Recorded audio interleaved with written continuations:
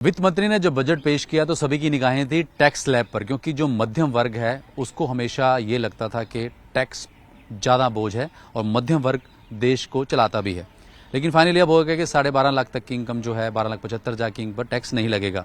लेकिन capital gain एक अहम इशू है। बहुत सी चीज़ें आपको समझाई हैं न्यूज़ 18 के जरिए।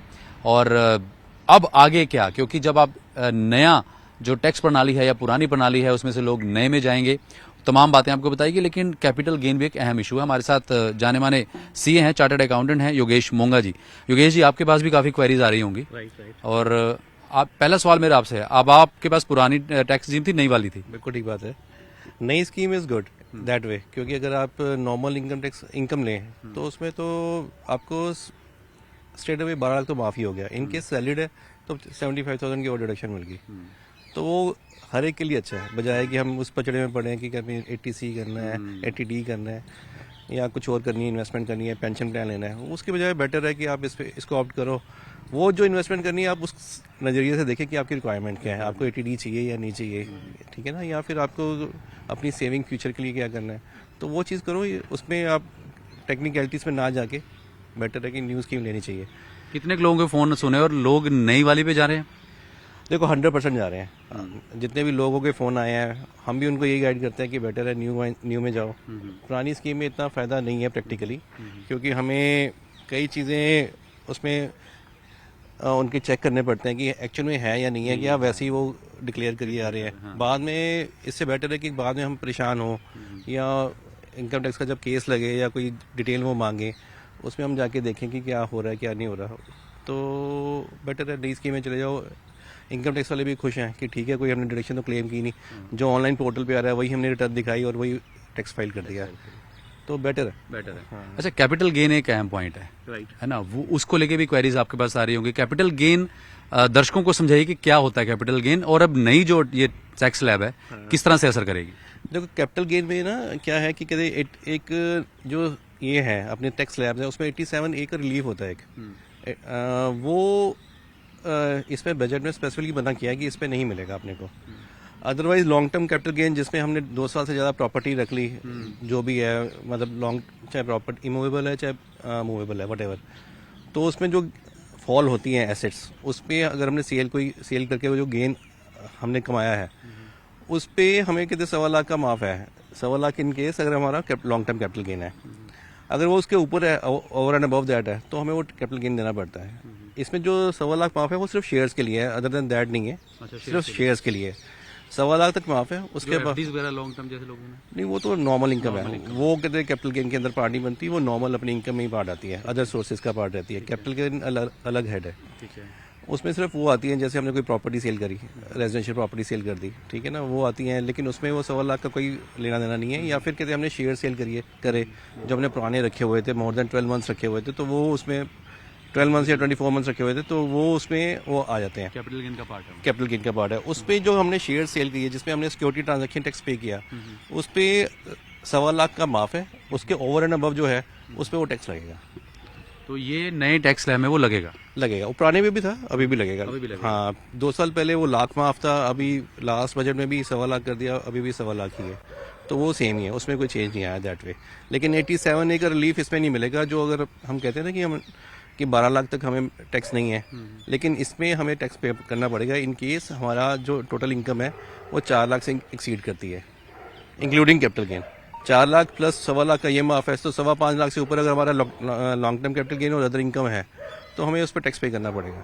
वो देना ही देना पड़ेगा? वो देना पड़ेगा, लेकिन वो रेट ऑफ टैक्स भी कम है, उसमें 12.5% टैक्स है, तो वो मतलब ये है।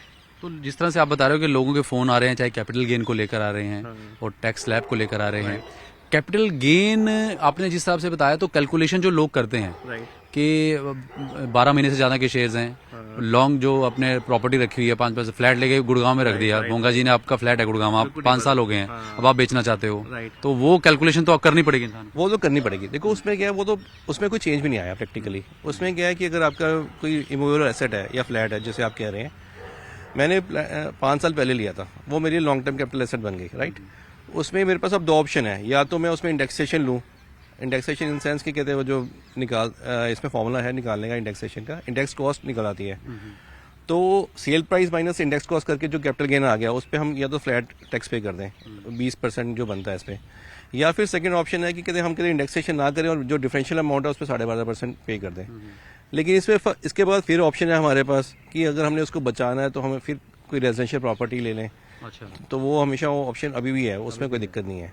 यानी कि आपने की पुरानी प्रॉपर्टी उसको बेचा, आपने नई ले नहीं ले ली, ली, राइट। तो कैपिटल गेन हाँ, रेजिडेंशियल प्रॉपर्टी टैक्स से बचा जा सकता है। हाँ जी बिल्कुल। तो इसके अलावा आप अभी तक जो, क्योंकि जुलाई तक अपनी इनकम टैक्स रिटर्न फाइल करनी होगी, राइट। अब लोगों के लिए स्विच करना इजी रहेगा जब आप करते हैं? देखो जो ये वाला टैक्स रजीम है ना, ये एप्लीकेबल होगा नेक्स्ट फाइनेंशियल ईयर से। हाँ।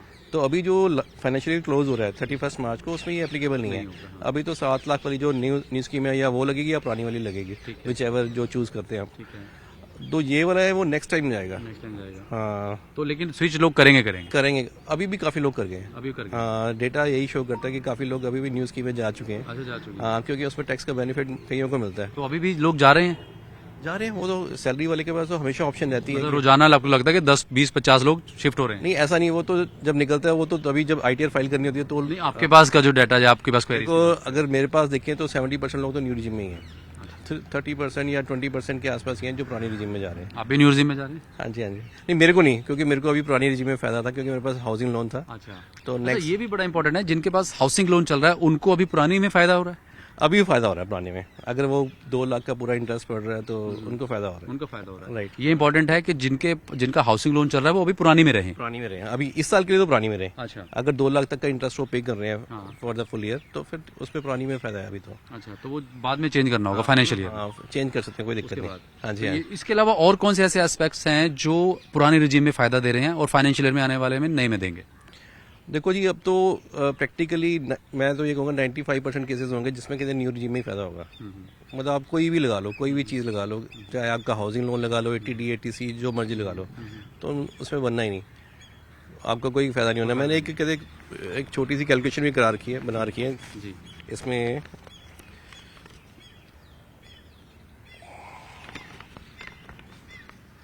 ये नहीं, हाँ, इसमें मैंने कंपैरिजन किया है। जी, इन केस मैं सारी डिडक्शन ले लेता हूँ, सपोज मैं न्यू रिजीम में जाता हूँ जी, और मेरा 12,75,000 की अगर इनकम है, जी, तो मेरे को प्रैक्टिकली कोई टैक्स नहीं देना, अगर मैं इसमें कैपिटल गेन का भी इम्पैक्ट नहीं ले रहा अदरवाइज। और अगर मैं सिर्फ ये है कि 12 लाख मेरी सैलरी है, 12,75,000 हो जाती है। नहीं 12 लाख, हाँ मतलब मेरा 12 लाख लेके चलता हूँ, राउंड में ले लिया, 12 लाख तक मैंने ले लिया तो मेरा कोई टैक्स नहीं है प्रैक्टिकली। ठीक है, अगर मैं 2024 के जो न्यू रिजीम में जाता तो उसमें मेरे को 65,000 रुपये टैक्स पड़ रहा था। अच्छा, हाँ, और अगर मैं ओल्ड स्कीम में रहता तो मुझे 50,000 का टैक्स बन रहा था। तो मतलब न्यू रिजीम अगर आती है तो मेरे को कम से कम 50,000 का तो फायदा है ही है। अगर मैं सारी डिडक्शन क्लेम करता हूँ अंडर सेक्शन 10 भी, 80C भी, 80CCD भी, 80D भी, सारा कुछ ले लेता हूँ, हाउसिंग लोन का इंटरेस्ट भी ले लिया, तब भी फायदा है। और अगर मेरी 24 लाख होती है तो मेरा फायदा और ज्यादा है। 24 लाख की इनकम में मेरा इसमें जो टैक्स बन रहा है वो 2,92,500 बनता है, जो अभी स्कीम आई है गवर्नमेंट ने दी नहीं है। वाली। हाँ, और अगर पुरानी वाली जो नई स्कीम थी उसमें मेरे को 1,10,000 ज्यादा टैक्स पे करना पड़ता, मतलब 4,03,000 टैक्स पे करना पड़ेगा। और ओल्ड रिजीम में मेरे को 3,92,000 टैक्स पे करना पड़ेगा। तो पूरी आपने कैलकुलेशन की हुई है? हाँ, पूरी कैलकुलेशन करी है। तो मोंगा जी, आपने क्लियर कर दिया कि कैपिटल गेन पे जो कैलकुलेशन है वो रहेगी और शेयर हैं चाहे 12 महीने से पुराने हों, लेकिन इतना जरूरी है कि जिनका होम लोन चल रहा है वो पुरानी रिजीम में रहे फिलहाल। अभी के लिए पुरानी मिले। हाँ, नेक्स्ट ईयर से उसको आप स्विच कर सकते हो। हाँ, चलिए, बहुत बहुत शुक्रिया मोंगा जी बात क्लियर करने की। ठीक sir, thank you so much. तो ये थे सीए योगेश मोंगा, और कैपिटल गेन एक अहम पॉइंट है जिसको लेकर क्लैरिटी की कि पुराने शेयर हैं या प्रॉपर्टी है जो 5-7 साल पुरानी है, उसको किस तरह से कैलकुलेशन करनी है। और आप अपने नेचुरली जब सीए से बात करेंगे तो और क्लैरिटी आएगी, लेकिन हमारा मकसद था कि आपको ये बताना कि पुरानी और नई रिजीम और प्लस कैपिटल गेन, बार बार इसलिए जिक्र होता है क्योंकि प्रॉपर्टी सबके पास कहीं ना कहीं होती है, शेयर खरीदे होते हैं, और जो अभी होम लोन जिनका चल रहा है वो पुराने रिजीम पे फिलहाल फायदा है, फाइनेंशियल ईयर में वो नए रिजीम में भी चॉइस कर सकते हैं। वीडियो जर्नलिस्ट संदीप के साथ उमेश शर्मा, न्यूज़ 18 चंडीगढ़।